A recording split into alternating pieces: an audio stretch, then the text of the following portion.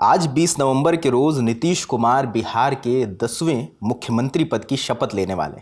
गांधी मैदान में सारी तैयारियां हो चुकी हैं और नीतीश कुमार खुद भी गांधी मैदान जाकर जायजा ले चुके हैं तैयारियों का। अब सवाल है, आखिर एनडीए के गठबंधन ने जो चुनाव में ऐतिहासिक जीत दर्ज करी है, तो अब सवाल उठ रहा है किसके खेमे में कितने मंत्रालय जाएंगे।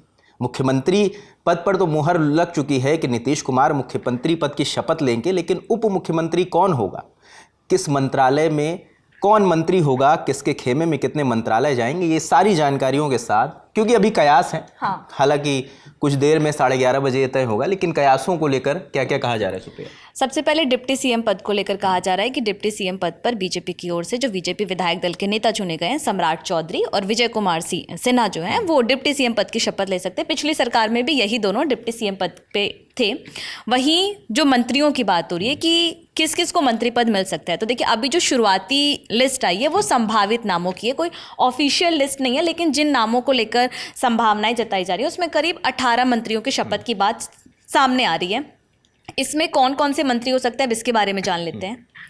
मुख्यमंत्री नीतीश कुमार समेत जेडीयू से 7, बीजेपी के 8, एलजेपी और आरएलएसपी और हम, इन तीनों पार्टियों के एक चिराग पासवान, उपेंद्र कुशवाहा और जीतन राम इन तीनों की जो पार्टियां हैं वहां से एक एक मंत्री हो सकते हैं। अब इसकी में कौन कौन से मंत्री हैं अब मैं ये बता देती हूँ। इंडिया टुडे से जुड़े सूत्रों के मुताबिक बीजेपी से मंगल पांडे, नितिन नवीन, रेणु देवी, संजय सारवगी, ये दरभंगा से शहर के विधायक, हाँ, राम निषाद, कृष्ण कुमार ऋषि शपथ लेंगे। इसके अलावा अगर हम जेडीयू कोटे से बात करें तो जेडीयू कोटे से विजय कुमार चौधरी, विजेंद्र प्रसाद यादव, श्रवण कुमार, अशोक चौधरी, लेसी सिंह और जमा खान का नाम है।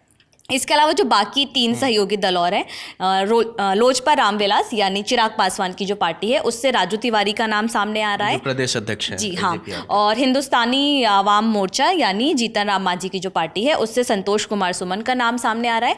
वहीं राष्ट्रीय लोक मोर्चा जो उपेंद्र कुशवाहा की पार्टी है उससे स्नेहलता कुशवाहा का नाम सामने आ रहा है। मांझी साहब अपने बेटे को मंत्री बनाना चाहते हैं और उपेंद्र कुशवाहा अपनी पत्नी को। अगर हम स्नेहलता कुशवाहा का जिक्र करें तो वो सासाराम विधानसभा सीट से चुनाव जीती, जैसा आपने बताया उपेंद्र कुशवाहा की पत्नी है।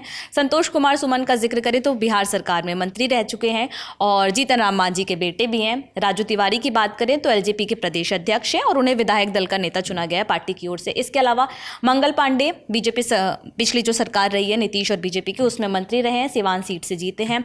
नितिन नवीन बांकीपुर सीट से जीते हैं, ये भी पिछली सरकार में मंत्री थे। रेणु देवी जो है वो 2020 की जो सरकार थी उसमें डिप्टी सीएम रह चुकी हैं। और संजय सारवगी दरभंगा से जीते हैं, ये भी मंत्री रह कई बार के विधायक हैं। हाँ, कई बार के विधायक भी हैं। रमा निषाद जो है मुजफ्फरपुर के पूर्व सांसद अजय निषाद की पत्नी हैं और औराई से जीती हैं। वहीं श्रवण कुमार, ये जोड़ दूं कि ये जय नारायण निषाद की बहू हैं। जय नारायण निषाद निषादों के बड़े नेता हैं। अच्छा, और वहीं श्रवण कुमार जो जेडीयू से हैं वो पिछली सरकार में मंत्री थे। आपको याद होगा इनका एक वीडियो भी वायरल हुआ था, जब भी किसी गाँव में गए थे तो वहाँ गाँव वालों ने इन पे हमला किया था, ऐसे आरोप लगे थे और इनको भगाया गया था वहाँ से। इनके भी मंत्री बनने की संभावनाएं हैं। वहीं विजय कुमार चौधरी नीतीश कुमार के करीबी हैं और कई नीतीश सरकार जो पुराने कई समय से उन तमाम सरकारों में मंत्री पद भी, कई पुराने चेहरे फिर से। हम ज़्यादातर जो नेता जो संभावित नाम है उसमें से ज़्यादातर जो लोग हैं वो पुरानी सरकार में मंत्री पद संभाल चुके हैं। विजेंद्र प्रसाद यादव पिछली सरकार में ऊर्जा मंत्री हैं और 2005 से अब तक ये मंत्री रहे ही रहे, मतलब जब जब नीतीश कुमार की सरकार रही है तब ये मंत्री पद संभाले हुए हैं। वो काफ़ी सीनियर लीडर भी हैं।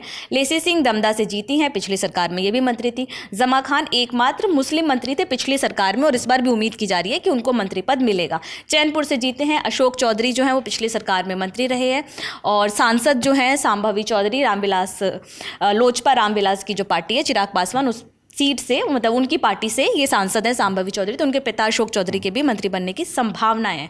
तो ये जो हमने आपको जितने भी नाम बताए ये सारे संभावित नाम हैं। अभी इन नामों पे मुहर नहीं लगी, लेकिन माना जा रहा है कि इनमें से ज़्यादातर लोगों को, या फिर हो सकता है यही पूरी लिस्ट रिपीट भी हो जाए। बिल्कुल, और ये लिस्ट क्लियर होने के लिए अभी कुछ देर में 11:30 बजे पुष्टि हो जाएगी कि नीतीश कुमार जब शपथ लेंगे उसके बाद कौन शपथ लेता है, उसके बाद ये तैयार पता चलेगा कि किसे कौन सा मंत्रालय मिल रहा है। और हालांकि ये चीजें धीरे धीरे अपडेट होती जाएंगी। मंत्रालय तो मुझे लग रहा है कि बाद में काफी बाद में पता चलेगा। शपथ कुछ लोग जरूर आज शपथ किन किन ने ली उससे भी काफी हद तक क्लियरिटी हो जाएगी कि किसको कौन सा डिपार्टमेंट। इसमें सबसे इंटरेस्टिंग होगा कि गृह विभाग किसको मिल रहा है, वित्त उसको लेकर विभाग, बड़ी बहस चल रही है, उसको लेकर तमाम काफी मीटिंगें हो रही हैं, क्योंकि नीतीश कुमार का कहना है कि इस पे सीधा अमित शाह से बात करेंगे और अमित शाह से कुछ मुलाकातें हो भी हाँ, रही तो कुछ जो डिपार्टमेंट्स होते हैं, गृह विभाग, वित्त विभाग, इन विभागों को लेकर गठबंधन में काफी चर्चा हो रही है कि कौन होगा।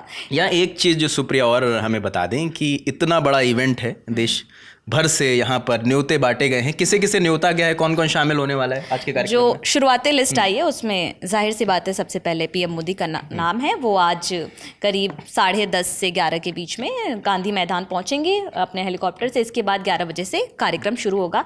इसके अलावा लिस्ट में जो नाम है वो बीजेपी के राष्ट्रीय अध्यक्ष जेपी नड्डा है, रक्षा मंत्री राजनाथ सिंह हैं, गृह मंत्री अमित शाह हैं। उसके बाद पीएम मोदी की जो कैबिनेट, एनडीए की जो सरकार है केंद्र में, उसके कैबिनेट के तमाम मंत्री हैं। इसके अलावा जो देश भर में बीजेपी के राज्य हैं जहां पे बीजेपी की सरकार है, उन राज्यों के मुख्यमंत्रियों को भी निमंत्रण दिया गया है, जिसमें यूपी के सीएम हो गए योगी आदित्यनाथ, दिल्ली की सीएम रेखा गुप्ता, मध्य प्रदेश के सीएम मोहन यादव, उत्तराखंड के सीएम पुष्कर सिंह धामी, आंध्र प्रदेश जहां पे गठबंधन की सरकार है वहां से चंद्रबाबू नायडू, राजस्थान के सीएम भजनलाल शर्मा, महाराष्ट्र के सीएम देवेंद्र फडणवीस। इसके अलावा बाकी जो राज्य हैं वहां के सीएमओ को भी निमंत्रित किया गया। लेकिन जहाँ पे बीजेपी या फिर उनके गठबंधन की सरकार है, शुरुआती लिस्ट में उन्हीं लोगों की बात है।